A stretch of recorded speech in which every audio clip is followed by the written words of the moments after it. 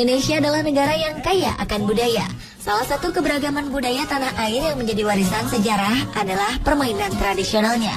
Sayangnya permainan tradisional ini kini jarang dijumpai atau dimainkan oleh anak-anak.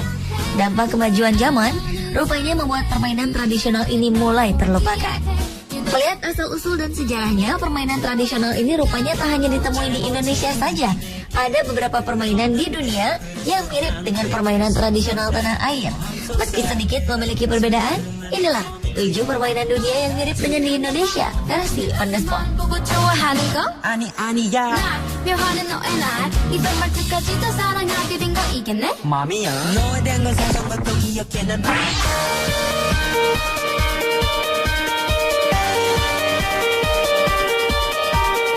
Permainan pertama adalah Gostra. Gostra adalah sebuah permainan tradisional dari Republik Malta. Sepintas, permainan ini mirip dengan panjat pinang yang populer di Indonesia. Permainan Gostra sendiri biasa sering dimainkan ketika hari Minggu terakhir di bulan Agustus. Para pemuda pemberani akan bersaing mengambil bendera yang berada di puncak tiang. Permainan Gostra dimainkan sebagai bentuk penghormatan terhadap Saint Joseph dan Saint Julian. Jika pada panjat pinang, tiang yang digunakan ditancapkan secara vertikal, maka tiang pada permainan Gostra ini dipasang miring dengan sudut kemiringan 45 derajat.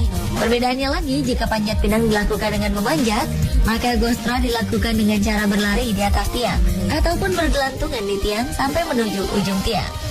Tujuannya adalah mengambil bendera yang ditancapkan. Yang membuatnya mirip antara panjat pinang dan Gostra adalah dalam permainan ini tiang yang digunakan sama-sama diberi pelicin.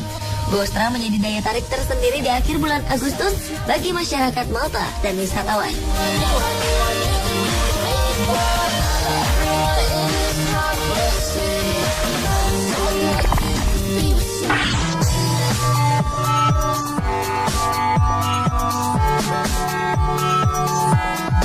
Satu lagi permainan yang mirip dengan panjat pinang di tanah air. Kali ini berasal dari Jepang, bernama Boutoushi.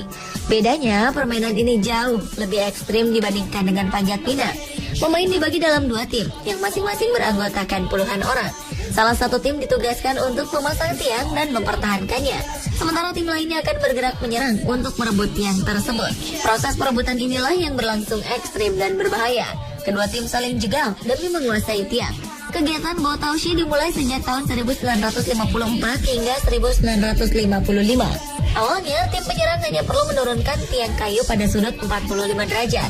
Tetapi pada 1973, aturan dimodifikasi untuk menurunkan tiang hingga 30 derajat.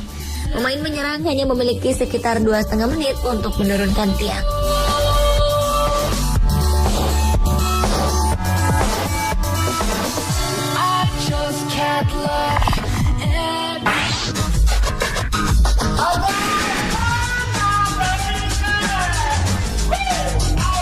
Selanjutnya adalah kabaddi dari India.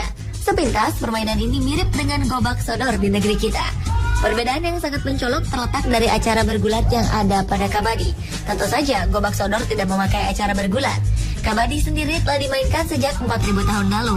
Awalnya, kabaddi adalah permainan raket jelata yang dimainkan oleh penduduk di desa-desa India. Permainan olahraga ini merupakan perpaduan antara rugby dan gulat.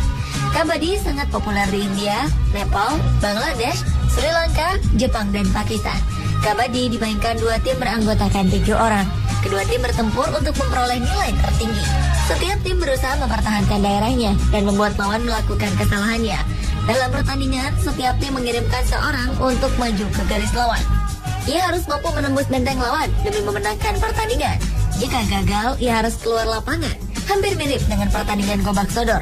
Bedanya, dalam pertandingan gobak sodor, jika seorang tidak berhasil melewati daerah lawan, ia akan menjadi tawanan pihak lawan. Kini, kabaddi telah berkembang menjadi salah satu cabang olahraga yang dilombakan di Olimpiade.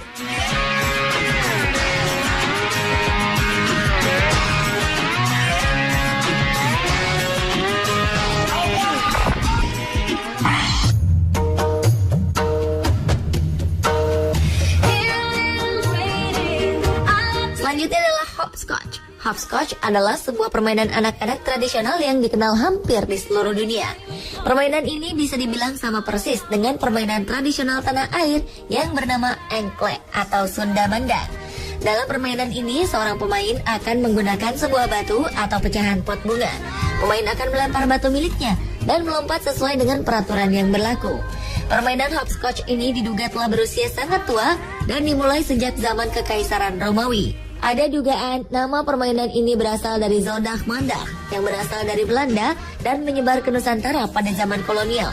Di Eropa sendiri, permainan tradisional hopscotch sangat populer di kalangan anak perempuan pada masa Perang Dunia.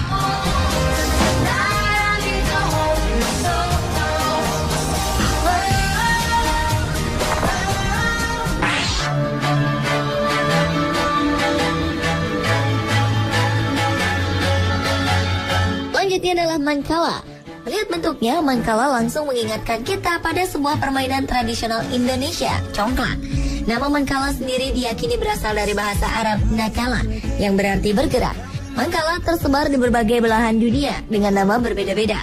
Di antaranya adalah Baula Kiswahili yang populer di Afrika Timur. Di sana, permainan ini dikenal sangat sulit karena peraturannya yang sangat rumit. Di Amerika Serikat dan Eropa, permainan ini dikenal dengan nama kala. Berbeda dengan Karibia, permainan ini dinamakan Oare. Ada juga yang menyebutnya Togus Korgo dan Eson Sorgo.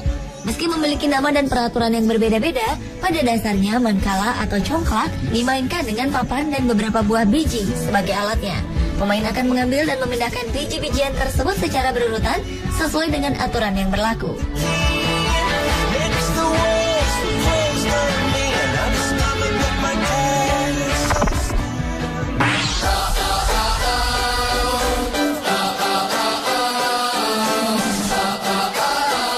Selanjutnya adalah Agawan Bass, permainan tradisional anak-anak asal Filipina. Sekilas, permainan ini mirip dengan bentengan yang ada di tanah air.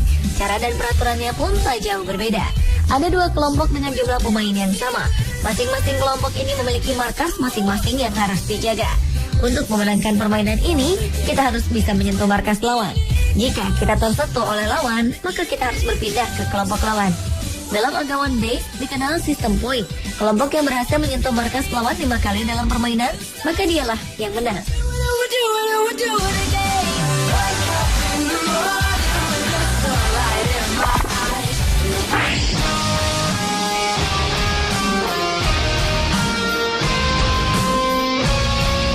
Foot volley atau voli kaki merupakan permainan bola yang terkenal di Brazil. Sebagian orang mengatakan bahwa foot volley merupakan kolaborasi antara voli dan sepak bola.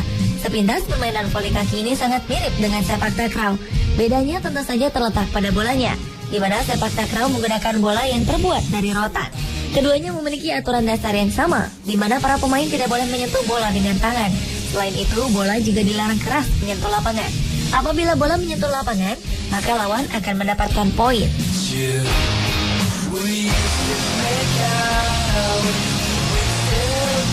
Sementara petak umpat merupakan salah satu permainan tradisional yang telah berusia sangat tua, ratusan bahkan mungkin ribuan tahun. Tidak jelas kapan permainan ini mulai ditemukan dan dimainkan.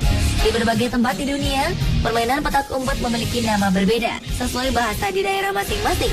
Misalnya El Escondite di Spanyol, Backbone di Israel, Sumba Gogil di Korea Selatan, dan Hide and Seek di Inggris. Permainan ini bisa dimainkan oleh minimal 2 orang. Jika semakin banyak pesertanya, maka permainan akan semakin seru. Pemirsa, itulah ketujuh permainan di dunia yang mirip dengan di Indonesia versi on the spot.